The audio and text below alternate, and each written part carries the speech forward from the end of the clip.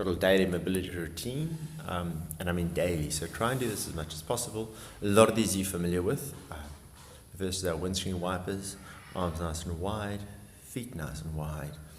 So your feet are at least about shoulder width apart or even more. And we roll and drop those knees. And we start with about 12 reps of these. First start nice and light. You don't have to push those knees down to floor, just exploring the range that we can get out of those hips. And when you get to about 6 reps, you can start to really draw that knee down to floor. So we're using those inner thighs to help open up the lower back. And you feel like those opposites work. So your inner thigh is connected to lower back. Right, all the time keeping shoulders heavy, arms nice and long. And then basically once you've done your 12, we're going to add the roll and reach. So from there, roll over, same thing, and reach in the direction that your knees are pointing in. Right, so we do 6 of these. Roll and reach for 2. And we're trying to reach as far forward as I can go, ready, with that top hand. Right, 4. Right, roll and reach for 5. Awesome, and then roll and reach for 6. Excellent. Now we're back into our back. We're going Periformus stretch. So keep the feet relatively wide. I cross the one ankle over the top of the knee, and I push that knee away from the chest. So I feel the stretch in the back of the hip. Nice. And then I drop and roll away. Nice. Keeping that distance, knee away from the chest. And you do about 4 to 6 of these aside. Nice. Roll and drop for 2. So that knee that's crossed over, I'm trying to keep that same shoulder down onto the floor. Nice, 3. That's it. And I think this is number 4 coming up. There we go, number 4. Nice, and then we're going to switch sides. So opposite ankle over the top of the knee. The knee drives away with the hand, and then I can switch my hands. That's it. Once I've held the stretch for about 10 to 15 seconds, 15 second minimum. Nice, drop away. 1. Remember, you want to get that the nervous system talking to the muscles, you need to hold for about 15 seconds minimum. 3. And any passive stretches for probably about a 2-minute hold. Knee push, that's at 4 reps. And then I'm lying onto my side. I can put my roller under my knees, roll and reach, and remember, look in the direction that that moving hand is traveling in. So as my back's on the floor, I'm opening up the chest and looking in the direction of here, my right hand. So this is great just for mobilizing that upper back, getting some rotation in.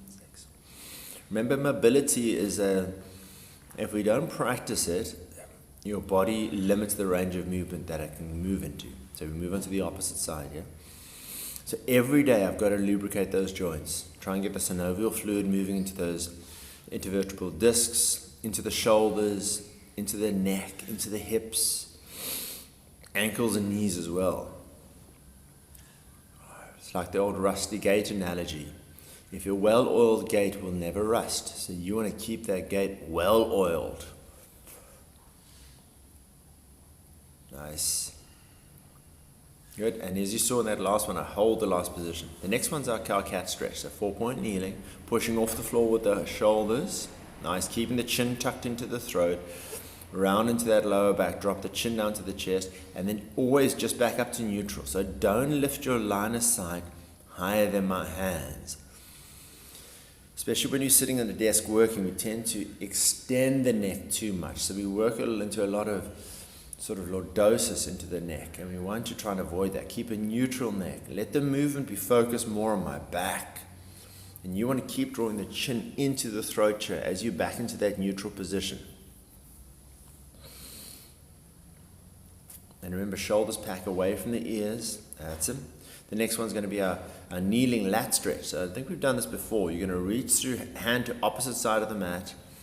Keep my hips above my knees, my left hand locked onto the floor, and then I'm pulling my left butt cheek away from that left hand, opening up the left side of the body.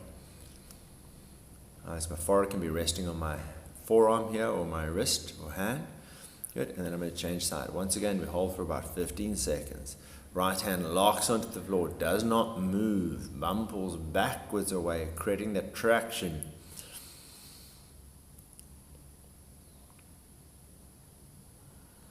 Nice.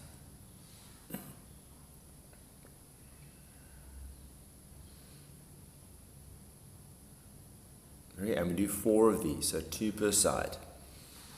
Nice, and 4. This next one is thoracic extensions, and it's very good for opening up the chest. Reach the forearms forward, bum stays above the heels, drop your head down to the floor. The head can rest on a towel here, but we're trying to get our chest to drop down to the floor here. Try not to let the elbows be passive on the floor here. We're still maintaining that nice scapular position, training us to not shrug. That's when we hold that for about 15 seconds. And then we go into our half kneeling position. So hands onto the front knee. Nice. Push the back shin into the floor. Rotate to that posterior pelvic tilt. And maintain that tension into the front of that right hip, pushing the right shin into the floor for about 15 seconds. And then we're going to lean forward, grab that front leg. Almost lose my balance here. That's it. Lean forward first. And then, like a slingshot, you push the foot into the hand into the foot, open that shoulder upwards so that shoulder pulls back away from the center. Nice. And then keep driving the hips forward. And then if you can, you're going to pull that heel close to the bum once you've got your stability in your balance. If the knee hurts, put something under the back knee. Nice and comfortable padding. So the same the opposite side. Okay, we're meant to do the TFL stretch first before I go into the quad stretch, so please, that's the mistake in the video. And if I want to, I can clasp both hands or work towards that, really opening the chest up, pulling that knee in. And then our last one here is our pigeon stretch. So we're going to cross the front shin over the front, trying to get my shin parallel to my chest line, and then slowly drop down to the floor. You don't have to drop all the way down here. You can hold that position. Feel the stretch. Relax into the stretch. Try and hold this. This one, you want to hold. Probably for about a minute or 2. So I'm a little quicker in this. Just so you know, you really want to feel that hip stretch. Naturally, what's going to happen is that front foot, the top foot, is going to slide down to the hips. And you want to try and maintain that as high as possible. Keep that up close to the elbows on the hands. And you can see here I'm resting my head, and then I lift up here into that extension, which is also very good to open up the front of the right hip.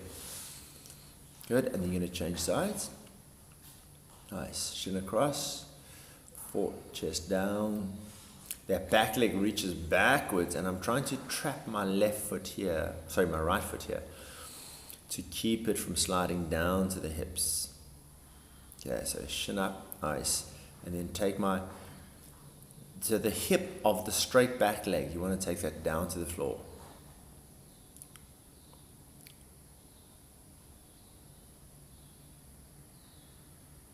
Nice. And then this is one last drill, which is more about spinal mobility. I want you to come to a kneeling position. Even this might be challenging, sitting onto the hips onto the heels, and then I want you to reach forward as I round my backwards, and then reach backwards, opening up the chest and shoulders.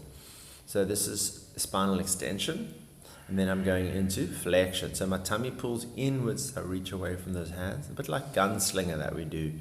Shoulders back, chest up tall. Nice. Good, and then flex and extend again. 3 as I reach, rounding the back, drawing that tummy in. Good, and then open up the chest and pull down to floor. And just do what feels good here. Nice. Open up the chest again.